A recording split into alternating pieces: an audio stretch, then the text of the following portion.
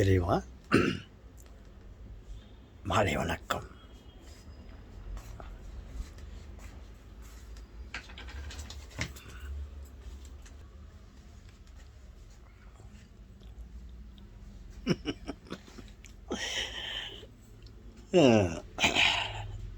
Okay.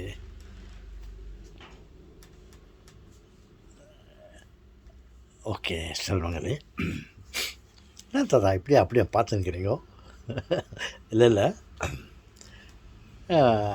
நான் ஆரம்பிக்கும்பொழுது இறைவா உங்களுக்கு மாலை வணக்கம் என்று சொன்னேன். அதற்குள்ளே யாரோ கதவை திறந்து கொண்டு உள்ளே வந்து விட்டார்கள். உடனே ஒரு பொட்டி பாம்பை போல் அமைதியாகிவிட்டேன்.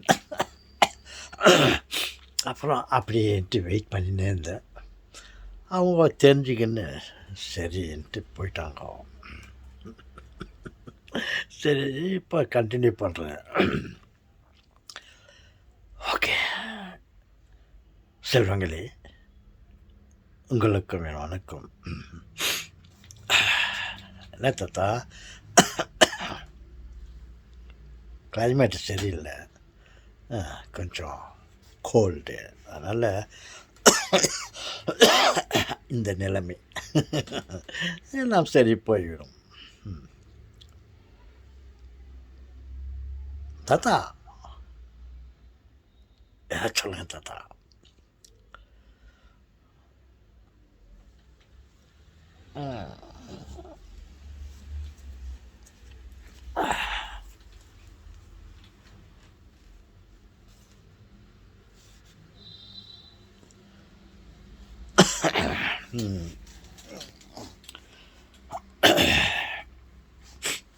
என்ன சொல்ல வேண்டுமென்றால்,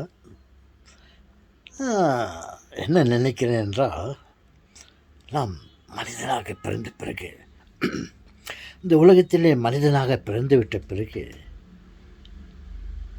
நமது வாழ்நாளிலே ஏதாவது ஒரு சில நல்ல காரியங்களை நாம் செய்ய வேண்டும். மற்றவர்களுக்கு உபயோகமான சில காரியங்களை நாம் செய்ய வேண்டும். காலம் கடந்து போய்விடுகிறது, பிறகு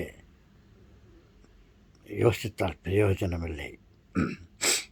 நாம் இளம் வயதாக இருக்கும்போது நம்மால் முடிந்த ஒரு சில காரியங்களை நாம் செய்ய வேண்டும். நான் எதற்காக பிறந்தேன், இந்த நாட்டிற்கு நலம் பெற என்று ஒரு பாட்டை கேட்டிருக்கிறேன். சரி தாத்தா, ஓகே. இப்போ லெட் அஸ் டாக். இப்போ நாங்கள் உங்களை ஒன்று கேட்குறோம் தாத்தா. நீங்கள் ஊருக்கு உபதேசம் பண்ணுற மாதிரி ஏதோ சொன்னீங்களே, நம்ம பிறந்த பிறகு, மனிதனாக பிறந்த பிறகு ஏதாவது ஒரு சில நல்ல காரியங்களை செய்ய வேண்டும் என்று சொல்கிறீங்களே. நீங்கள் ஒன்று நினைக்கலன்னா நாங்கள் ஒன்று கேட்குறோம், கோச்சிக்க மாட்டீங்களே? நேவர். என்ன கேட்க போகிறீங்க? கமான் கேளுங்க பார்க்கலாம். இல்லை தாத்தா, நீங்கள் சொல்லிங்கன்னா ஊருக்கு நல்லதாக செய்யணும், ஏதாவது நல்ல காரியங்களை செய்யணும் சாவத்துக்குள்ளோ அப்படின்னு சொல்கிறீங்களே, நீங்கள் ஏதாவது ஒரு நல்ல காரியம் செஞ்சுக்கிறீங்களா? நீங்கள் நாட்டுக்கு, மற்றவங்களுக்கு, மக்களுக்கும் ஏதாவது ஒரு நல்ல காரியம் செய்திருக்கிறீங்களா? சொல்லுங்கள் தாத்தா பார்க்கலாம். நீங்கள் அந்த மாதிரி ஏதாவது செய்திருந்தாக்கா நாங்கள் ஏதாவது ட்ரை பண்ணுறோம், எங்கள் வாழ்நாளில் ஏதாவது ஒரு நல்ல காரியம் செய்யறதுக்கு. என் செல்வங்களே, பல காரியங்களை செய்திருக்கிறேன். இப்போ சொல்லின்னு இருக்கிறேன், என்னுடைய கற்பனை இது அதுன்னு. அந்த மாதிரி நான் என்னுடைய வாழ்நாளில் ஒரு மைக்கோ ராபர்ட் பாஷ் என்ற ஒரு கம்பெனியில் நான் வேலை செய்து கொண்டிருந்தேன். அப்பொழுது நான் எதை பற்றியாவது யோசித்து கொண்டே இருப்பேன். ஒரு வேலையை செய்து கொண்டு இருக்கும்போது மற்றதை பற்றி யோசிப்பேன். ஏன் இது இப்படி இருக்கிறது, ஏன் அப்படி இருக்கக்கூடாது,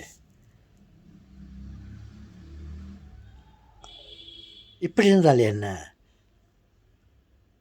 ஏன் நாம ஏதாவது ஒன்று உற்பத்தி பண்ணக்கூடாது, இப்படியெல்லாம் நான் சிந்தித்து கொண்டே நான் வேலை செய்வது என் பழக்கம். நிறையா இந்த சஜஷன்ன்ற ஒரு ஸ்கீம் இருக்குது மைக்ரோவில். யாராவது அவர்களுக்கு ஏதாவது ஒரு ஐடியா, ஏதாவது சிந்தனை இருந்தால் அதை அந்த சஜஷன் கமிட்டிக்கு நம்ம எழுதி போட்டாக்கா அவங்க அதை ஆராய்ச்சி பண்ணுவாங்க. ஆராய்ச்சி பண்ணி அதில் உண்மையிலே ஏதாவது உபயோகமாக இருக்குதா அப்படின்ட்டு அதை பற்றி சிந்திப்பார்கள். ஒரு பெரிய குழு இருக்கிறது, சஜஷன் கமிட்டி இருக்கிறது. என்னென்னா அது அவங்க ஆராய்ச்சி பண்ணுவாங்க. ஆராய்ச்சி பண்ணிவிட்டு அதில் ஏதாவது உபயோகமாக இருந்தாக்கா அவங்க எடுத்துக்குவாங்க, அதை நமக்கு தெரிவிப்பாங்க, அதை இப்போ செயல்படுத்த அவங்க முயற்சிப்பாங்க. இல்லைனாக்கா எங்களுக்கு ஒரு ரிட்டர்ன் லெட்டர் அனுப்புவாங்க. இந்த மாதிரி நீங்கள் உங்கள் சஜஷன் எங்களுக்கு கிடச்சிச்சு, அதை நாங்கள் படித்து பார்த்தோம், அது அதில் இருக்கிற குறைபாடுகளோ நன்மையோ தீமையோ எந்த அளவுக்கு நன்மை இருக்கிறது, அது செய்வதற்கு என்ன அளவு செலவு இருக்கிறது, அதை செய்வதற்கு யார் இருக்கிறார்கள், இப்படியெல்லாம் அவங்க சிந்தித்து அவருடைய பதிலை எனக்கு அனுப்புவார்கள். பல சஜஷன் நான் கொடுத்திருக்கிறேன். எனக்கு அது அவங்க கேட்டது எத்தனையோ ரிப்ளைலாம் வந்திருக்குது. ஒரு சில சஜஷன்ஸுங்கெல்லாம் அப்ரூவல் ஆகிக்குது.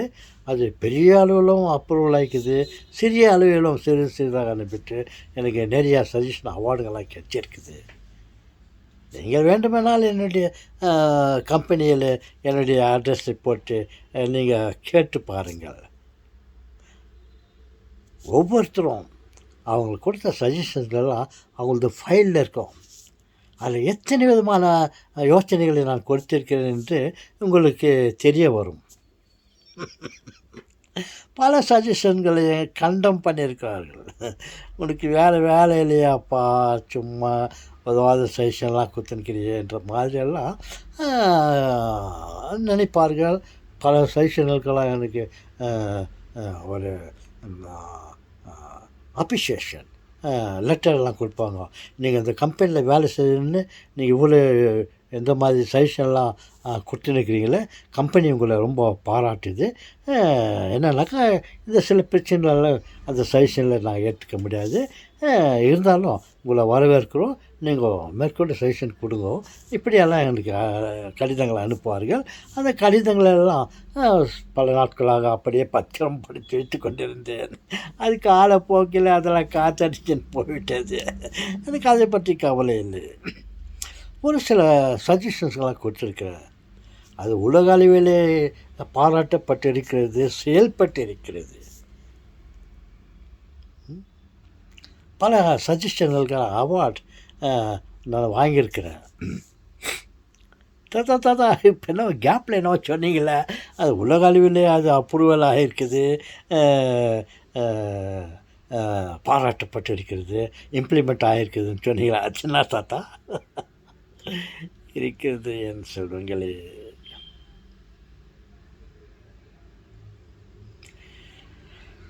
ஓகே, அதனுடைய கதை பேக்ரவுண்ட் நிறைய கதை இருக்கிறது.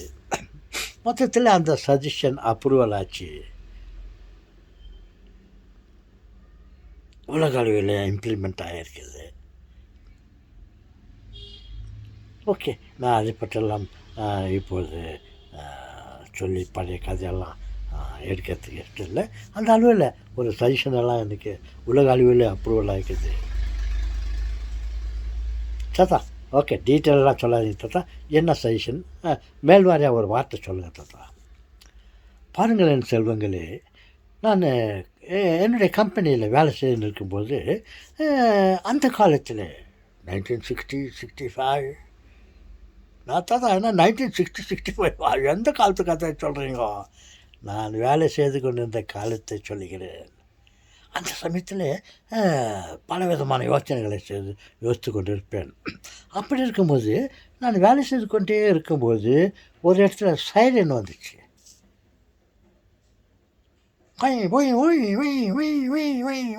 சைரன் வந்துச்சு. அப்புறம் கொஞ்ச நேரத்தில் அந்த என்ன விஷயம்னாக்கா ஒரு இடத்துல ஃபயர் ஆகிடுச்சு, ஒரு மெஷின் ஃபயர் ஆகிடுச்சு. அந்த ஃபயர் ஆன உடனே அந்த ஃபயர் ஆன இடத்துலேருந்து இந்த ஃபயர் கண்ட்ரோல் ஃபயர் சர்வீஸ் ஸ்டேஷனுக்கு அவங்க இன்ஃபார்ம் பண்ணோம். அப்போது அது யாரோ அத்தனை பேர் தொழிலாளிகள் யாரோ ஒருத்தர் 2 பேர் அந்த இடத்த குறிப்பிட்டு இந்த மாதிரி ஃபயர் சர்வீஸ்க்கு ஃபோன் பண்ணுவாங்க. இந்த மாதிரி அவங்களுக்கு ஃபோன் பண்ணி இந்த மாதிரி பர்டிகுலர் இந்த டிபார்ட்மெண்ட்டில் இந்த இடத்துல ஒரு மெஷின் ஃபயர் ஆகிடுச்சு டியூ டு ஷார்ட் சர்க்கியூட்டோ அல்லது ஏதோ ஒரு டியூ டு ஓவர் ஹீட்டோ ஏதோ ஒரு காரணத்தினால இந்த ஃபயர் ஆகிடுச்சு அப்படின்ட்டு அவங்க இன்ஃபார்ம் பண்ணுவாங்க. அவங்களுக்கு இவன் சொல்கிறது சரியாக டீட்டெயிலாக காதில் கேட்காது. இவன் கொயாமையான அந்த சத்தத்தில் அந்த ஆர்வத்தில் அந்த இதில் அவன் என்னென்ன பேசுவான். அவங்க ஹலோ சார், நிதானமாக சொல்லுங்கள் சார், எந்த இடத்துல எங்கே எந்த டிபார்ட்மெண்ட்டில் எந்த மெஷின் ஆச்சு. அவன் சொல்கிறது கூட அவன் கேட்குறது இவன் அது பதில் சொல்கிறது இப்படியெல்லாம் ஆகிட்டு கொஞ்ச நேரம் ஆகும். கட்சியில் ஓகேன்னு சொல்லிட்டு அங்கேருந்து விளையாடுவாங்க. பெரிய ஃபேக்ட்ரி அது, micro factory, very big factory. Fire service எங்கேயோ இருக்கும், இவன் மெஷின் எங்கேயோ ஃபயர் ஆகிட்டு இருக்கும். இவன் இன்ஃபார்ம் பண்ணி இவங்க அண்டர்ஸ்டாண்ட் பண்ணிக்கின்னு இவங்க ஃபயர் சைரன் ஃபயர் ஃபைட்டர்ஸில் இன்ஃபார்ம் பண்ணி அவங்கெல்லாம் இந்த ஆங்கர்லேருந்து அந்த ஆங்கருக்கு ஓடி போயிட்டு அதை தூக்கின்னு போயிட்டு அங்கே ஃபயர் அதை கண்ட்ரோல் பண்ணுறதுக்குள்ளோ அந்த மெஷினை எரிஞ்சு சாம்பலாக போயிட்டுருக்கோம். இந்த மாதிரி பல காட்சிகளை நான் கண்டிருக்கிறேன். இவைகளை குறைந்த நேரத்தில் ஒரு இடத்துல ஒரு ஃபயர் ஆச்சுனாக்கா அது இம்மிடியேட்டாக அவங்களுக்கு தெரிவிக்கணும். அவங்க இம்மிடியேட்டாக எத்தனை ஃபயரை கண்ட்ரோல் பண்ணணும். இதுக்கு என்ன வழி பார்த்துக்கலாம் சொல்லிட்டு நான் யோசிக்க ஆரம்பித்து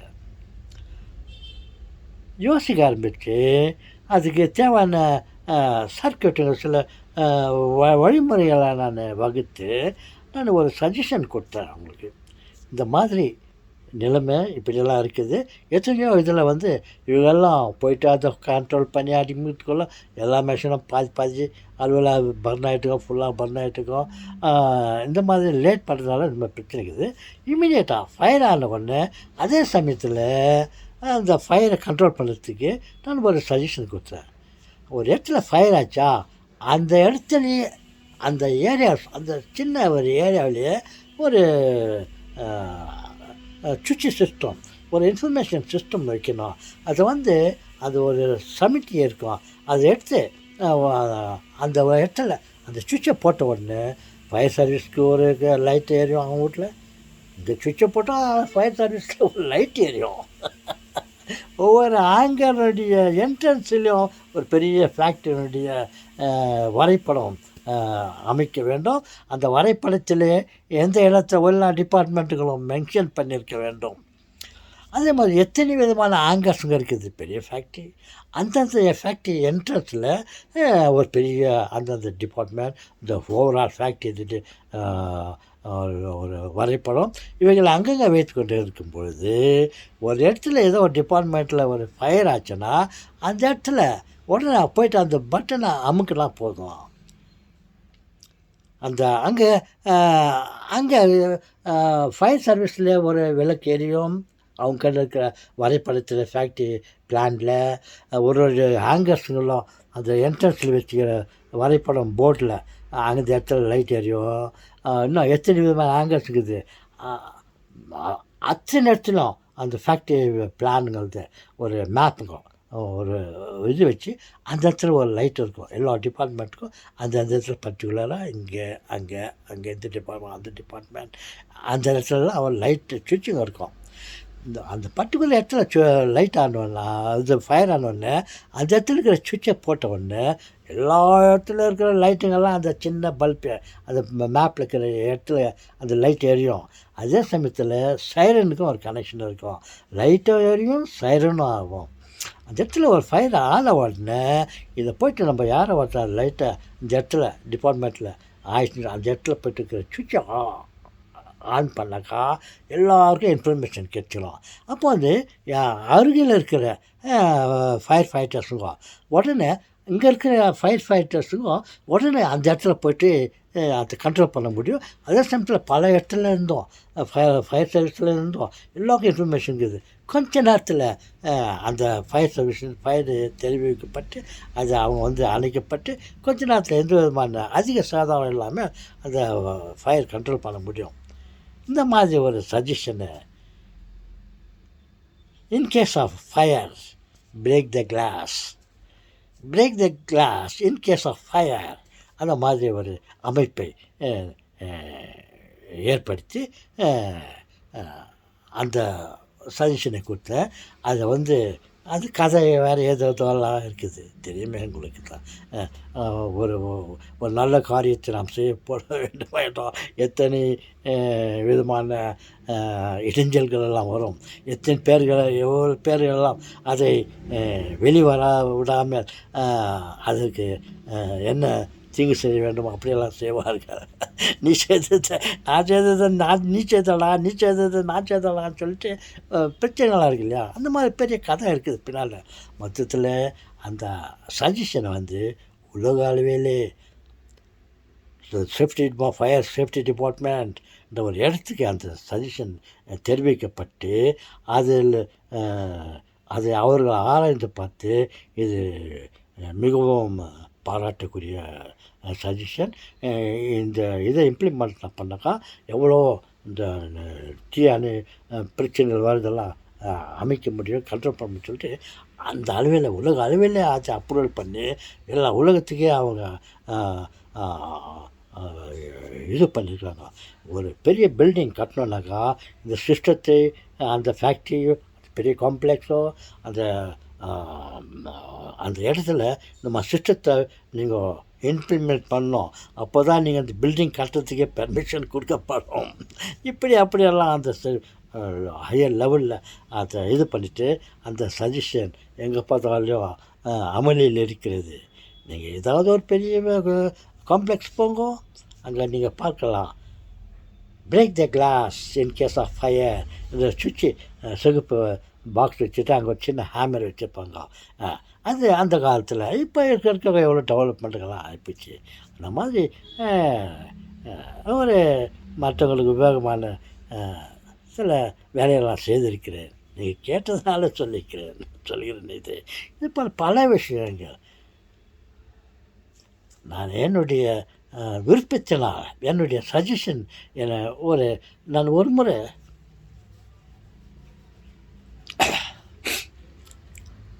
ஓகே நான் வளர்த்து கொண்டு போக விரும்பவில்லை. ஏன்னா பல ஆயிரக்கணக்கான வீடு சிட்டிசன்களுக்கு பல ஆயிரக்கணக்கான பேர்களுக்கு சொந்த வீடு கிடைக்கப்பட்டிருக்கிறது, சொந்த சைட்டு கிடைக்கப்பட்டிருக்கிறது. அந்த சைட்டில் அவங்க வீடு கட்டிக்கின்னு அவங்க குடும்பமே வாழ்ந்து கொண்டிருக்கிறார்கள். அந்த மாதிரி பல லே அவுட்டுகள் அமைக்கப்பட்டன. அதிலே இருந்து என்ன சொல்லுவாங்க, கிளைகள் ஒன்று அதே சமயத்தில்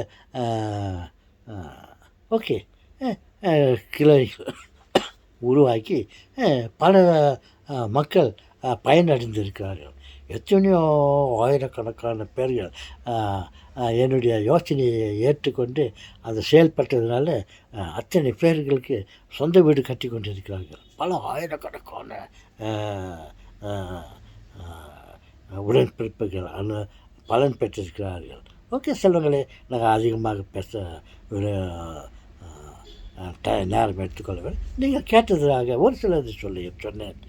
இந்த மாதிரி வேறு பல விஷயங்கள் மைக்ரோவில் சில வேலை செய்யும்போது அந்த இடத்துல சில முன்னேற்றங்கள் சில டெவலப்மெண்ட்டுகளை பண்ணுறதுக்கு நான் எவ்வளோ யோசனைகளை கொடுத்துருக்கிறேன்.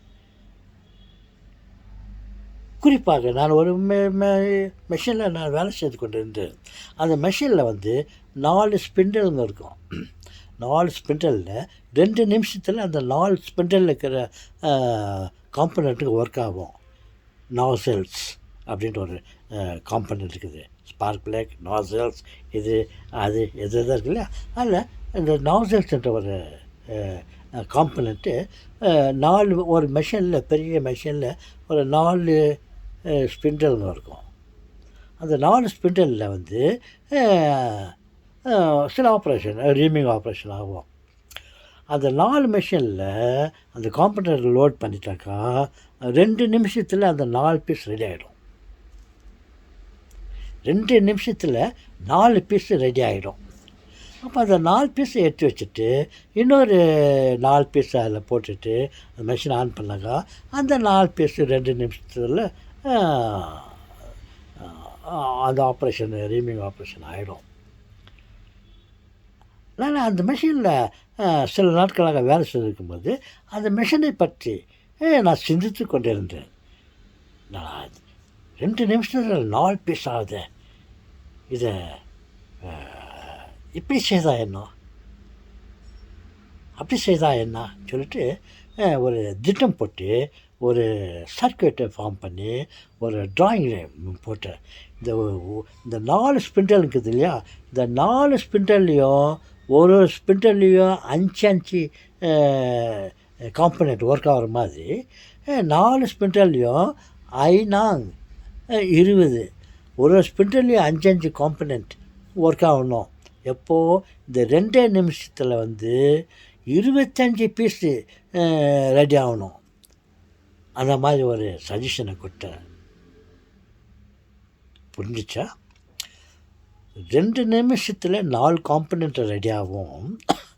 நான் வந்து அதே 2 நிமிஷத்தில் 25 காம்பனண்ட் ஒரு ஸ்பிண்டல்லையும் 5 காம்பனண்ட் ஒர்க் ஆகிற மாதிரி நான் ஒரு டிசைன் பண்ணி ஒரு ட்ராயிங் போட்டு அதுக்கு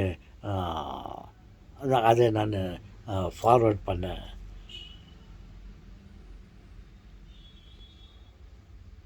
ஆனால் ஏதோ ஒரு பிரச்சனைனால ஒரு ஏதோ ஆயிடுச்சு. அந்த மாதிரிலாம் பல நல்ல காரியங்கள்லாம் செய்திருக்கிறேன். ஓகேன்னு சொல்லுவாங்கள்ல, இன்னும் நான் ஓகே அதிகமாக சொல்ல தேவையில்லை. நான் பல நல்ல காரியங்கள்லாம் செய்திருக்கிறேன். போதுமா? தாத்தா நீங்கள் என்ன சொல்கிறீங்களே, நீங்கள் என்ன பண்ணிக்கிறீங்களான்னு கேட்டீங்களே, ஒரு 2-3 சொன்னேன். இன்னும் என்னுடைய வயது என்னுடைய சர்வீஸ் காலத்தில் 40 வருடம் நான் வேலை செய்திருக்கிறேன். ராபர்ட் பாஷ் ராபர்ட் பாஷில் 40 வருஷம் நான் தமாஷா சொல்லுவாங்களே, அந்த கம்பெனியில் நான் இவ்வளோ நாளாக குப்பை கொட்டின்னு இருந்தேன்னு. நான் குப்பை கொட்டல, I was working in the tool room.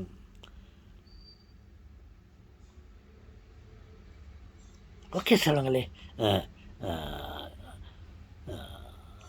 இன்னும் காலம் கலந்துக்கிட்டே போகிறது. இதோடு முடித்து கொள்கிறேன். வணக்கம். இப்போவே 23 நிமிஷம் எடுத்துன்னுக்கிறேன். ஓகே.